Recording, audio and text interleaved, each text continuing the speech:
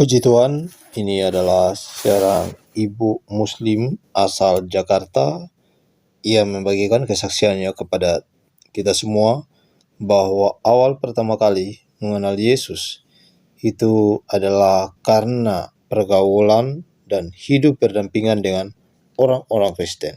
Sehingga saat itu ia diajak, bahkan ia bersekolah pun di sekolah Kristen, dan bahkan pun dalam komunitasnya adalah banyakkan orang-orang Kristen. Sehingga ia seringkali diajak ke gereja, bahkan ikut kegiatan di gereja. Dan pada akhirnya ia murtad dan ia memantapkan diri untuk mengikut Yesus sebagai Tuhan dan Juru Selamat. Nah, teman-teman, kalau penasaran, mari kita langsung aja tonton videonya. Semoga terberkati. Semoga kesaksiannya memberikan manfaat buat saudara sekalian. Langsung aja kita simak videonya. Latar belakang keluarga saya, nenek saya itu sama seperti saya. Nenek saya Muslim dan berpindah keyakinan menjadi seorang Katolik dan mengabdikan dirinya sampai akhir hidupnya di gereja gitu. Nah, saya besar dan bertumbuh juga sebagian besar di lingkungan gereja karena saya bersekolah di sekolah Katolik di Strada Van Lith. Lalu saya sekolah di Strada Van Lith 1 Jakarta, Gunung Sari. Lalu kemudian di SMA pun saya bersekolah di Advent 1 Jakarta, Kramat Pulo, yang saya selalu dilibatkan pada acara gereja gitu sejak saya sekolah.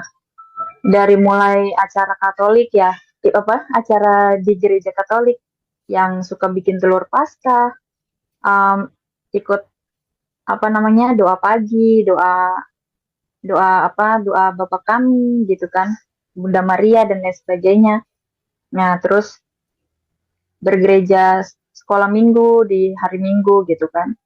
Dan di Advent pun saya mengalami hal yang sama, seperti suka dilibatkan di gereja di Sabat gitu karena Advent.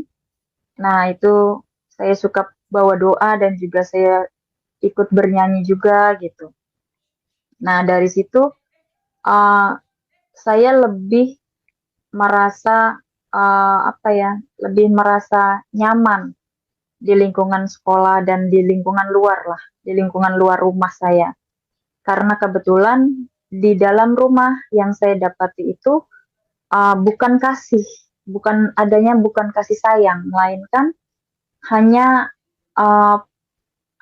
iri, dengki, persaingan, uang dan lain sebagainya gitu, yang buat saya sebenarnya problem hidup itu uang memang yang berkepentingan, cuman saya nggak mau terlalu dibudaki uang gitu. Jadi kenyamanan itu saya dapatkan di lingkungan luar yang secara tidak sengaja di waktu saya SMA itu saya sudah pernah mengatakan ke mama saya bahwa saya mau berpindah haluan seperti itu karena bersama mereka di lingkungan sekolah dan di luar itu saya menemukan kasih yang saya butuhkan.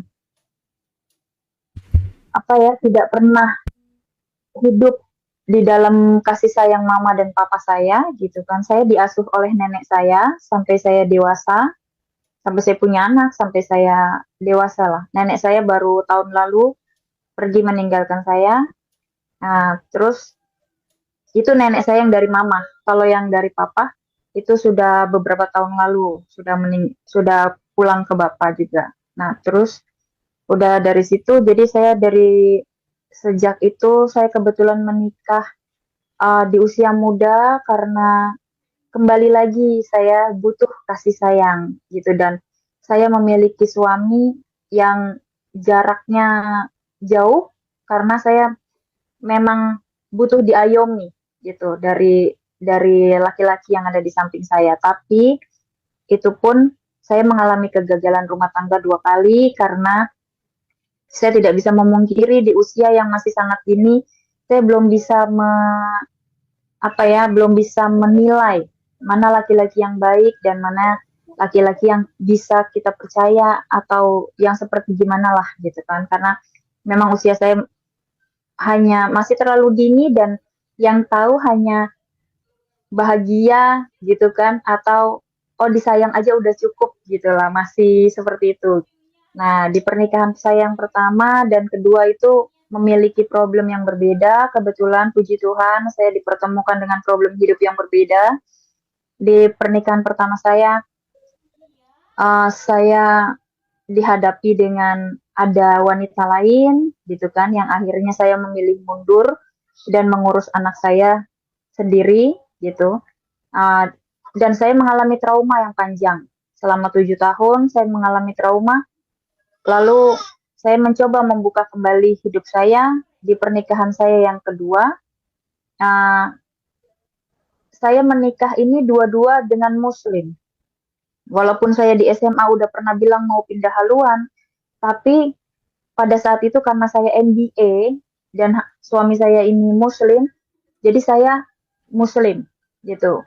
Saya Muslim. Nah, saya tidak jadi pindah pada saat itu. Dan mungkin itu jalan Tuhan ya untuk saya, untuk hidup saya. Dan saya merasa jalan hidup saya nih, jalan saya untuk pencarian Tuhan ini cukup uh, istimewa di dalam hidup saya gitu. Karena saya benar-benar mencari ketenangan di dalam diri saya, di dalam hidup saya bersama Tuhan itu seperti apa. Itu saya yang mengalami sendiri gitu. Nah, lalu di pernikahan saya yang kedua, saya kembali menikah dengan orang Muslim juga.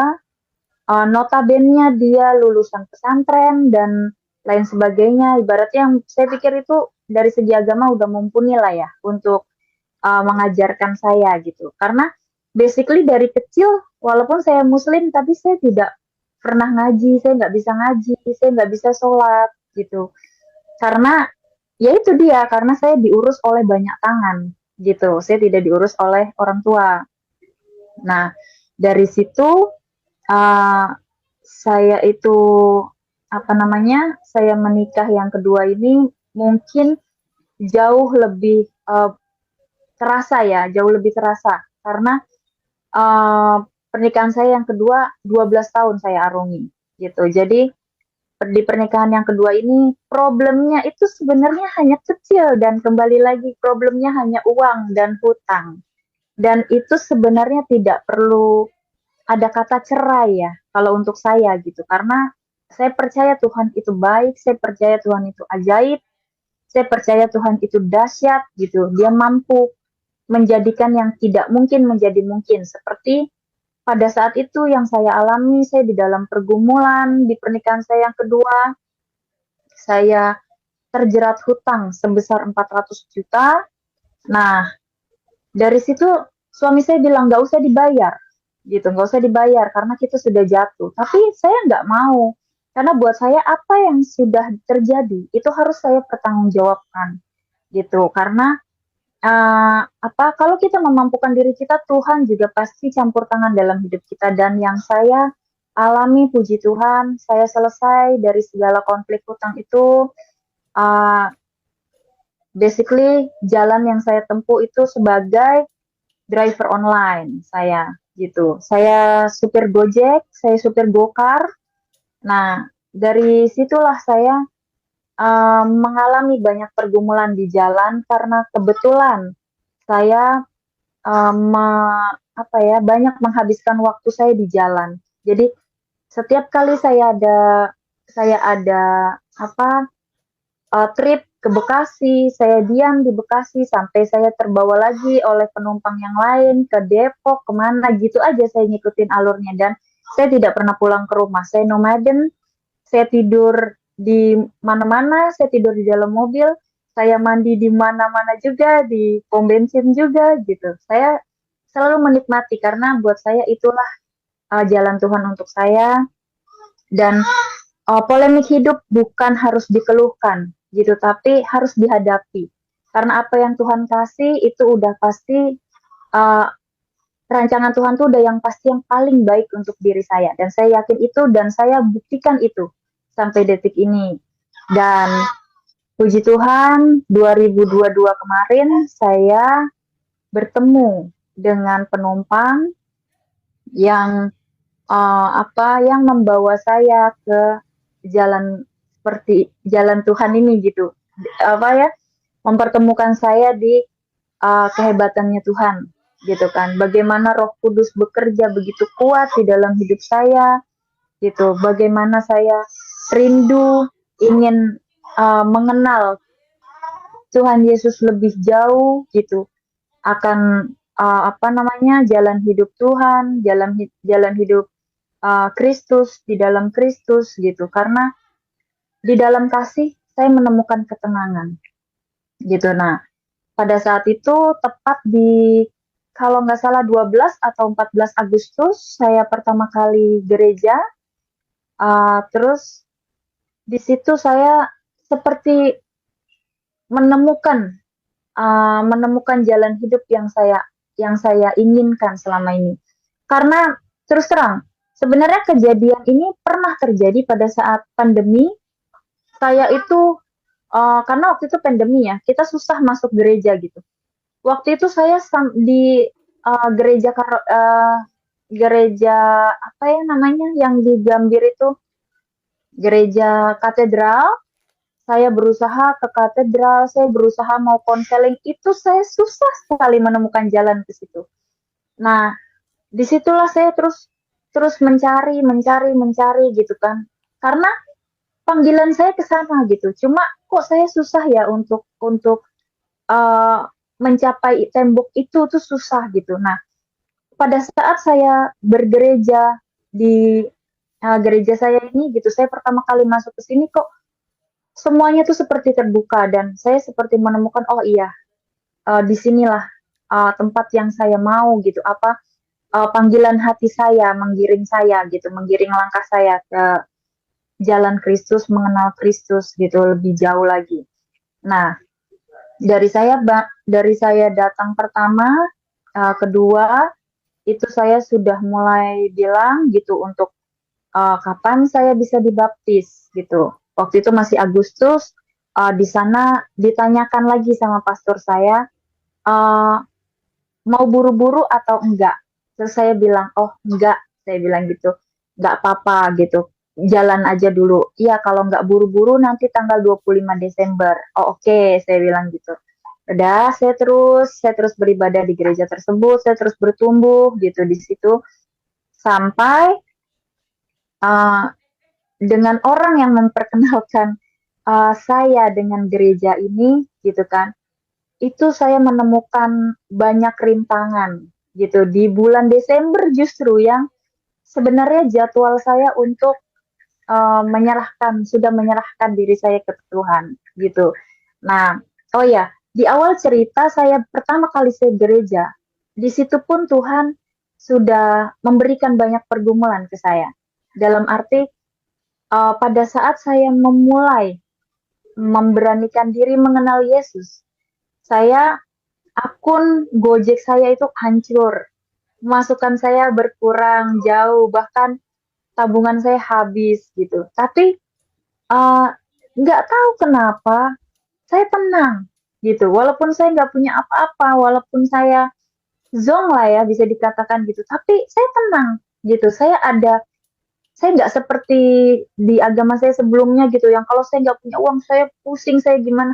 Tapi kemarin itu di dalam Kristus saya tenang. Saya nyaman, saya bisa survive sampai detik ini gitu. Dan saya percaya semua yang terjadi bukan karena saya bergereja, tapi jangankan rezeki saya ya, jangankan uang saya. Kalau Tuhan mau ambil nyawa saya pun Tuhan bisa ambil. Saya pikir seperti itu gitu. Dan itulah keindahan, kedahsyatan yang Tuhan tunjukkan untuk saya. Dan saya semakin yakin, semakin Tuhan ambil, semakin saya yakin dengan saya harus terus berjalan di jalan ini. Itu seperti itu yang ada di hati saya pada saat itu. Nah, terus ketika di bulan Desember menjelang saya pembaptisan, saya juga banyak menemukan pergumulan yang saya dapati dari pasangan saya, teman dekat saya lah gitu.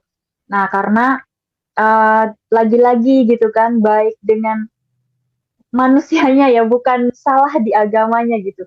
Baik dengan laki-laki yang Muslim ataupun yang Kristen, semua namanya judulnya manusia pasti punya kesalahan dan pasti ada salah, ada dosa gitu. Nah, dia ketahuan begini-begini gitu kan. Nah, sampai saya tuh sempat ilfeel gitu, kayak terus orang yang kayak gimana lagi yang harus saya percaya gitu. Dan di situ saya pun jadi kayak apa, maju mundur gitu, kayak gimana ya gitu, gimana ya, apa saya tetap dibaptis atau enggak, atau gimana, atau ini hanya terbawa perasaan dengan rekan saya ini gitu, atau bagaimana. Tapi sekali lagi saya yakinkan bahwa panggilan hati saya ini nggak bisa saya tahan gitu, bahwa saya ingin terus mengenal Kristus, saya ingin ada di jalan Tuhan, di jalan Yesus gitu. Karena apa?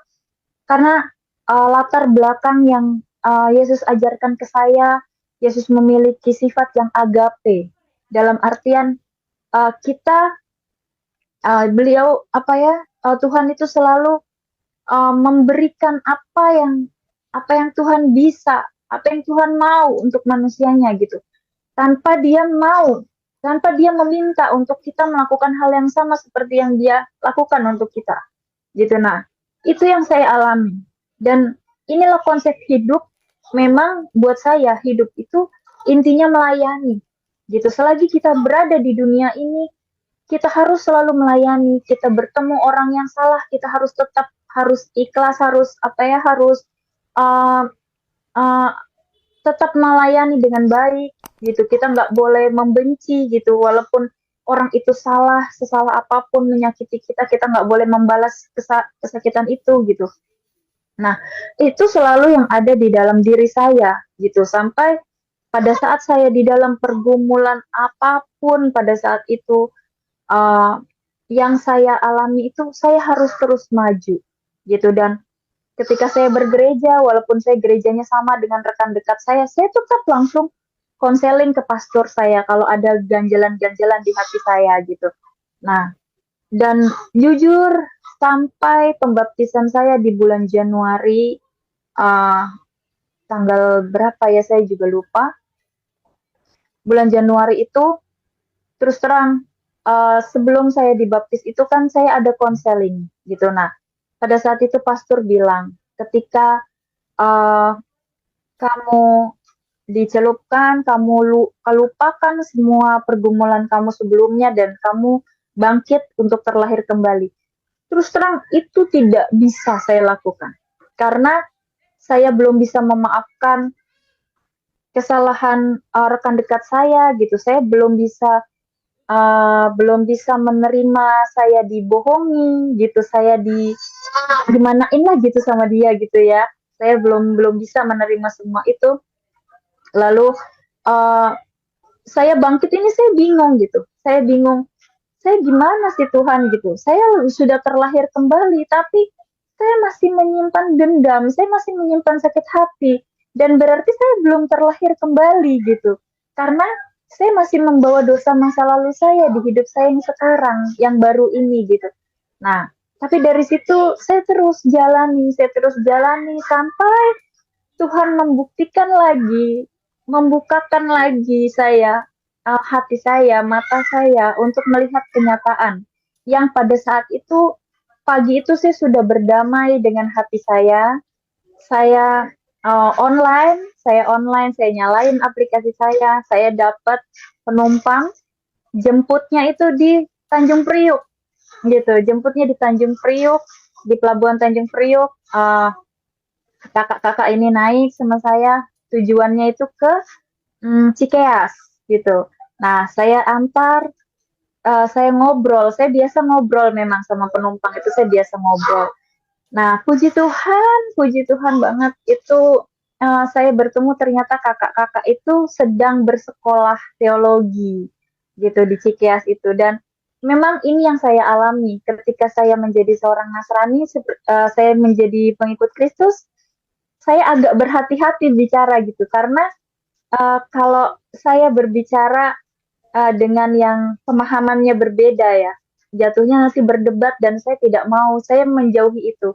Jadi kalau saya berbicara sekarang ini bercerita mendingan sama yang seiman atau sama pastor atau sama yang ya gitulah yang sepemikiran dengan saya gitu karena tidak semua cara berpikirnya sama seperti kita, cara menilainya sama seperti kita. Yang saya alami seperti itu. Nah, pada saat saya jalan itu saya cerita lah sama sama kakak-kakak ini gitu kan tentang masalah saya gitu, tentang kegundahan saya, pergumulan saya gitu bahwa saya ini ibaratnya apa ya? Saya bilang saya ini terlahir baru gitu. Saya baru dibaptis begini begini begini tapi saya mengalami pergumulan yang seperti ini gitu kan. Sampai di situ saya merasanya seperti uh, gini lah. Setiap kali pergumulan itu datang di dalam hidup saya, pasti yang saya pikir pertama ya, yang saya pikir pertama itu pasti apa ya, apa ini karena kesalahan atau emang jalannya Tuhan. Seperti itu saya selalu mengembalikan lagi pergumulan itu gitu, menyikapi pergumulan itu yang terjadi di saya. Nah, pada saat itu jawaban Tuhan itu selalu tepat gitu ya kayak saya dipertemukan dengan kakak-kakak ini gitu. Itu seperti jawaban gitu untuk saya dari Tuhan bahwa saya ini harus selalu melayani Tuhan dan saya jangan sampai mengkonsepkan pikiran saya ke jalan yang lain gitu, ke arah yang lain gitu. Karena Tuhan baik, Tuhan Yesus dahsyat, Tuhan Yesus itu ajaib. Banyak mukjizat terjadi di dalam hidup saya yang kalau saya pikir-pikir tuh dari awal saya terlahir di dunia ini tanpa kasih sayang orang tua, tanpa kasih sayang keluarga, saya mengalami banyak pergumulan hidup, kegagalan rumah tangga, terlibat hutang, saya berjuang sendiri urus anak, sampai puji Tuhan anak saya bisa kuliah yang pertama, yang kedua anak saya kelas 2 SMP, gitu. Nah, saya dianugerahi sama Tuhan juga 2 putra dan putri, 1 putra, 1 putri, dan puji Tuhan juga di umur 39 ini saya sudah memiliki 1 cucu, gitu. Cucu perempuan yang cantik, gitu. Dan itu buat saya udah hadiah yang bertubi-tubi dari Tuhan untuk saya gitu dalam artian Tuhan saya selalu merasa sendiri, saya selalu merasa sepi. Tapi Tuhan berkali-kali meyakinkan ke saya bahwa Tuhan tidak pernah membiarkan saya sendiri. Tuhan tidak pernah membiarkan saya bersedih. Tuhan tidak pernah membiarkan saya merasa hampa di dalam kehidupan ini, di dunia ini gitu. Tuhan tidak pernah membiarkan saya jalan di jalan yang salah gitu. Jadi itulah yang saya alami, pergumulan yang saya alami uh, apa namanya di jalan Tuhan ini gitu. Nah, pada saat itu saya ngobrol dengan kakak-kakak yang bersekolah di teologi ini gitu dan saya seperti menemukan jawaban bahwa uh, saya pun ingin melayani. Saya ingin melayani Tuhan gitu sampai akhir hidup saya ingin melayani Tuhan. Saya ingin hidup di jalan Kristus gitu yang saya melakukan apapun tanpa saya berharap saya nanti jadi apa. Saya apa namanya akan memiliki apa dengan saya mengabdi Tuhan gitu. Dengan saya mengabdi Yesus Kristus gitu. Saya berjalan di jalan Yesus. Saya mau dapat apa gitu. Karena uh, untuk saya apa yang Tuhan ajarkan itu baik gitu. Uh, Tidak pernah membalas dan apa ya tidak tidak pernah mengajarkan kebencian. Yang ada hanya menabur kasih kasih gitu. Dan kalau kita punya kasih di dalam hidup kita ngelihat orang susah kita nggak akan pernah tega gitu karena uh, apa ya kita pasti akan punya empati gitu. Kita ingin merasakan oh ya susahnya dia susahnya kita seperti itu. Jadi begitupun yang saya terapkan di keluarga saya seperti itu. Saya yang baru-baru aja terjadi di saat pembaptisan ini gitu kan. Setelah saya dibaptis, saya bergumul lagi dengan posisi anak saya gitu kan yang kuliah gitu. Terus ada cucu yang saya dapatkan tadi gitu kan dan ya itu mungkin untuk kita yang orang timur salah gitu ya. Nah, tapi itu saya alami dan saya tidak pernah menyalahkan langkahnya mereka. Saya selalu mengatakan ke anak saya, jangan menjadikan apa yang kamu alami ini batu sandungan untuk masa depanmu. Masa depanmu harus tetap berjalan. Cucu ini berkat dari Tuhan yang harus kita jaga bareng-bareng, kita jaga sama-sama gitu. Karena tidak ada yang salah dengan cucu ini, yang salah adalah kalian. Saya selalu berbicara seperti itu. Karena apa? Karena ya memang itulah gitu. Itulah saya mengartikan, mengkonsepkan hidup saya gitu.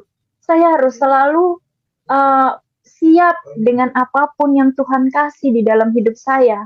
Saya harus selalu menerima setiap tantangan, setiap rancangan yang udah Tuhan berikan terhadap saya gitu. Dan saya nggak munafik. Di satu momen saya ada kelemahan, saya ada rapuh gitu. Tapi buat saya, kalau saya kembalikan lagi, saya bawa di dalam doa, saya fokuskan lagi pemikiran saya terhadap Tuhan, apa yang sudah Tuhan ajarkan. Saya malu gitu untuk tidak menerima apa yang sudah Tuhan berikan ke saya gitu. Karena kalau Tuhan saja percaya, saya mampu, kenapa saya harus tidak mempercayakan diri saya? Itulah yang saya alami gitu. Jadi semakin saya berjalan di jalan Yesus, saya hidup di cara hidup Kristus yang agape tersebut, terus dan fokus melayani gitu.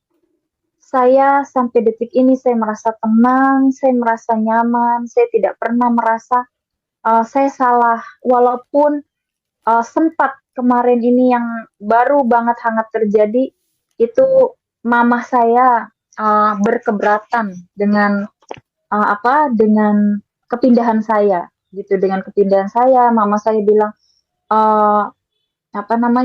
saya ini lagi menggali lubang neraka untuk mama saya gitu. Tapi saya kembalikan lagi gitu. Kalau yang di luar agama saya yang sebelumnya ini memang ke neraka gitu ya, ke neraka.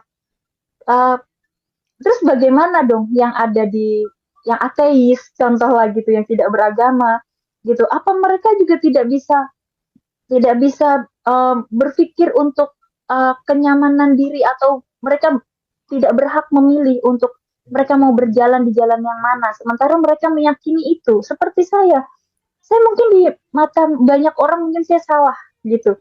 Mungkin saya pindah dari agama yang sebelumnya, saya dikatakan, banyak yang mengatakan saya murtad gitu.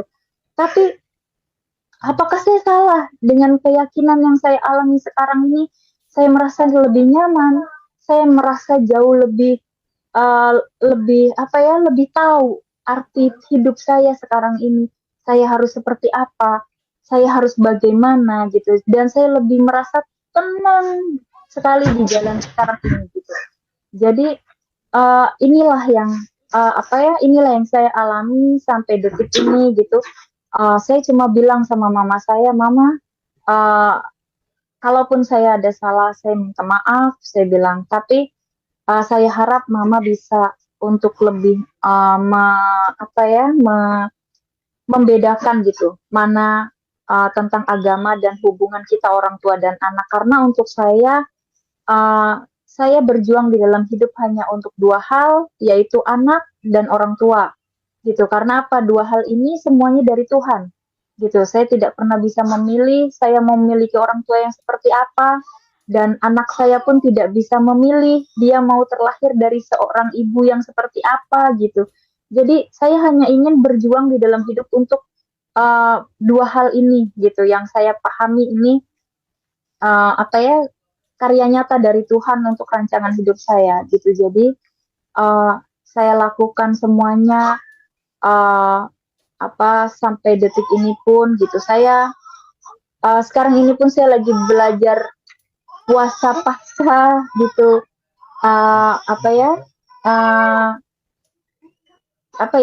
Walaupun mungkin puasa itu beda ya, Ramadan sama puasa Kristen, saya juga belum tahu gitu Kak. Tapi saya coba lakukan apa yang saya bisa untuk Tuhan, dan saya selalu bawa segala pergumulan hidup saya di dalam Tuhan gitu, di dalam apa yang Tuhan ajarkan sesuai firman Tuhan gitu. Karena uh, saya percaya semua yang terjadi di dalam hidup saya sejak saya kecil, gitu. Sejak saya kecil, saya terlahir dari kedua orang tua yang lengkap, gitu. Dari saya punya ayah, ibu, tapi saya nggak pernah merasakan kasih sayang ayah ibu saya, gitu. Saya merasakan kasih sayang itu dari nenek saya, tapi ketika beliau tidak ada, saya pun kehilangan kasih sayang itu. Tapi Tuhan tidak pernah berhenti menyayangi saya. Tuhan tidak pernah berhenti mengasihi saya. Tuhan tidak pernah berhenti mengingatkan saya apabila saya salah, gitu. Saya ada ada ada miss yang saya lakukan, atau ada apa namanya, ada hilaf lah, lupa gitu yang saya lakukan, atau Tuhan tidak pernah menggiring saya ke jalan yang salah, ke jalan yang sesat gitu. Dan bahkan beberapa kali saya hancur ketika saya sedang dirundung hutang itu pun, saya saya orang yang tidak terlalu survive juga. Saya juga punya titik lemah gitu, dalam artian ketika saya dirundung hutang itu pun saya pernah mau kerja yang enggak seperti itu. Saya uh, um, mencoba jalan yang salah gitu. Tapi ya itulah perlindungan Tuhan terhadap saya. Tuhan tidak pernah membiarkan itu terjadi di dalam hidup saya gitu. Jadi sampai detik ini saya uh, apa namanya? Saya proklamirkan diri saya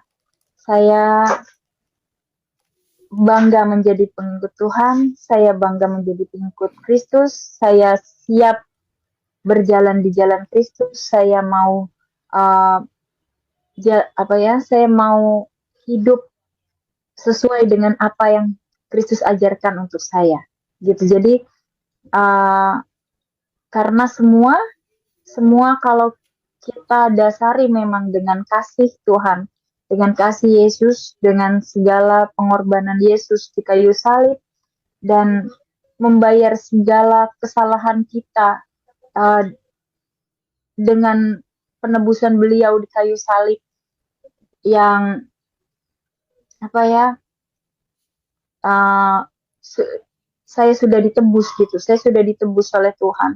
Saya sudah dijamin hidup saya sama Tuhan gitu. Jadi apa yang harus saya khawatirkan lagi untuk hidup saya ke depan? Saya tinggal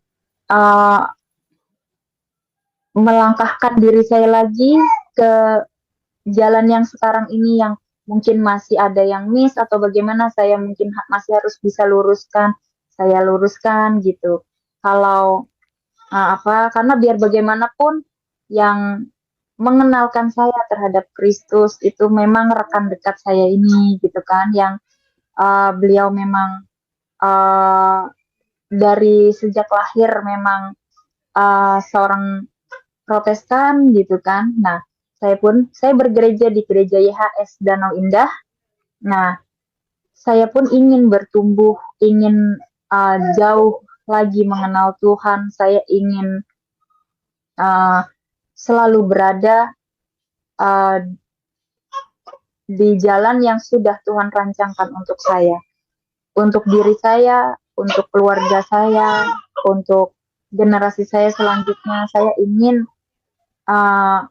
semuanya ini sesuai dengan ajaran-ajarannya Kristus terhadap yang saya alami inilah gitu.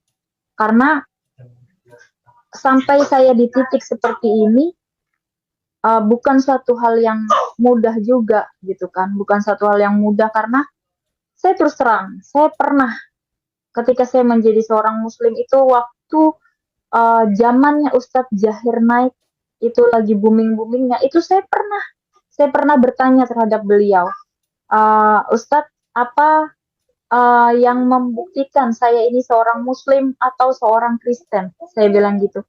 Dan pada saat itu pernyataan Ustadz Zahir Naik terhadap saya, kamu meyakini Nabi Isa itu sebagai seorang nabi atau sebagai malaikat atau sebagai Tuhan? Dia bilang gitu. Nah, saya bilang sebagai nabi. Oh ya sudah, kamu Muslim. Tapi saya nggak sampai di situ gitu. Jadi jawaban itu tidak sesuai dengan apa yang saya harapkan karena yang ada di hati saya ini berbeda. Itu yang selalu saya bilang Roh Kudus bekerja sangat kuat di dalam hidup saya sejak saya kecil gitu sampai detik ini gitu. Uh, karena segala macam hal sudah diyakinkan. Bahkan sampai saya pada saat saya bersuami yang kedua, saya bilang, Mas, saya dulu udah pernah mau pindah loh. Saya bilang gitu. Tapi saya tetap ada di sini karena suami saya Muslim. Saya bilang gitu. Nah, dia bilang, ya nggak apa-apa, kan baru niat doang. Dia bilang, tapi kan ketika sholat itu ada pengucapan 2 kalimat syahadat. Dia bilang, nggak ada masalah kan. Itu pun tidak bisa membuat saya tenang gitu. Saya terus mencari jati diri saya, yaitu sampai pada saat pandemi kemarin saya mencoba konseling ke katedral kemana saya ini, tapi sekarang ini saya dipertemukan dengan rekan dekat saya ini dan beliau juga yang menggiring langkah saya untuk uh, lebih jauh lagi mengenal Tuhan, hidup dengan hidup jalan hidup Kristus, dengan jalan hidup Yesus Kristus, dengan segala kasih yang Tuhan punya untuk saya, untuk keluarga saya, untuk hidup saya, gitu, dengan segala berkat berkelimpahan lah ya, yang banyak sudah saya dapatkan di 39 tahun hampir usia saya, gitu. Jadi ya puji Tuhan banyak sekali uh, apa ya perbedaan-perbedaan yang saya alami yang uh, membuat saya lebih mau bersyukur lagi gitu. Saya seperti apa ya, seperti tidak berkesudahan bersyukur gitu atas apa yang udah Tuhan kasih terhadap saya gitu. Karena uh, kok saya sendiri juga nggak pernah menyangka gitu saya sampai ada di titik seperti ini gitu. Dan satu kalau dipikir gitu, mungkin kalau nggak ada campur tangan Tuhan, dengan berbagai polemik hidup, dengan berbagai pergumulan yang saya alami, saya nggak mungkin masih eksis seperti ini gitu. Dengan apa ya, dengan sehatnya saya, kuatnya mental saya gitu. Kalau nggak ada campur tangan Tuhan, saya nggak tahu seperti apa hidup saya gitu sekarang. Tapi karena saya mengalami banyak pergumulan dan inilah bukti bahwa Tuhan cinta sama saya, Tuhan sayang sama saya terberkati, saya dikasihi Tuhan gitu. Jadi saya untuk saat ini pun saya berani, sampai kapanpun saya berani memproklamirkan diri saya bahwa saya mau hidup di jalan Kristus. Saya mau memiliki sifat seperti Kristus yang agape, yang tidak pernah apa ya ingin mengharapkan apapun balasan atas apa yang sudah beliau kasih terhadap umat-umatnya gitu, kita manusia. Nah, jadi di sini saya tuh kalau kalau ingat jalan hidup saya seperti ini dengan segala pergumulan-pergumulan yang terjadi di hidup saya seperti ya itulah yang saya semakin sadari gitu, bahwa memang Roh Kudus itu bekerja sungguh hebat gitu. Dari saya mau pindah di SMA, mau pindah haluan di SMA, tapi Tuhan coba kasih jalan lagi dengan saya punya suami Muslim 2 kali gitu. Tapi memang jalannya saya sudah saya percaya Kristus, saya percaya Tuhan Yesus Kristus gitu. Jadi walaupun saya banyak mengalami pergumulan gitu, saya tahu apa gereja-gereja gitu kan, saya sekolah di Advent juga pernah gitu. Nah, saya coba ke katedral juga gitu, tapi ternyata sekarang saya terlahir dan bertumbuh di gereja YHS Jakarta. Saya bangga menjadi umatnya Tuhan, saya bangga menjadi seorang Kristen, saya bangga menjadi pengikut Yesus gitu. Dan saya yakini saya tidak pernah menyesali atas apa yang sudah terjadi di dalam hidup saya, Dan saya percaya dan sangat-sangat yakin bahwa semuanya terjadi atas kehendak Tuhan. Ya, kita bersyukur bahwa ini adalah bagian dari misi penginjilan, bahwa Injil Kristus harus diberitakan agar banyak orang bertobat, banyak orang diselamatkan, banyak orang dibaptis, dan mereka bisa berseru kepada nama Tuhan Yesus. Inilah merupakan misi pekabaran Injil. Karena itulah tugas dan tanggung jawab saudara dan saya untuk terus membagikan kesaksian-kesaksian anak-anak Tuhan agar mereka boleh dapat memberkati banyak orang. Nama Tuhan dipuji dipermuliakan. Shalom teman-teman.